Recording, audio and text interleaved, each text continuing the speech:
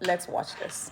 Born and raised in Saudi Arabia. During the 70s, I became very fascinated by the idea of dying as a martyr. And one thing, of course, that is very clear in the Quran itself, that if you die for the cause of God, you are assured of your salvation, and there is no judgment, and you are going all the way to the highest level of heaven. Folks, it is the gospel in reverse. You shed your own blood to earn your own salvation. I was still a teenager, and I was studying a lot of the teaching of the Prophet about jihad, and one of it was, if you are still young, you need to go and seek the permission of your parents. So I went to my parents, and my mother can smell blood, and she said, no, you are not going anywhere over my dead body. My father encouraged me to seek the opportunity abroad to do a graduate studies in engineering. I came to the U.S.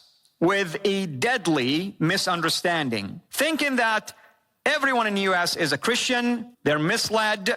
They are following a false teaching. Their Bible has been corrupted. And therefore, it is my duty to try to help them embrace Islam. The moment that I felt was appropriate for me to strike, a couple moved from California to where I was, and I began to share with them about why Islam is the only way now. They would hear my arguments and objections, and then gently will ask me to provide evidence to support any of the things that I said. I could not support or defend any of my objections, and that was an awakening for me, because I lived all of my life believing in certain lies. And that took almost 12 years' journey. Finally, in the summer of 2001, I accepted to go to that church with them. And I am hearing the word speaking to me directly. And now I understand what God has done for me. I have to make a decision. And then September 11 happened. I went and I heard a message from the Gospel of Matthew about loving your enemies and praying for those who persecuted you. And that was the nail that sealed the coffin for me. And for a couple of months, I would get this scary dream. My dream was I died,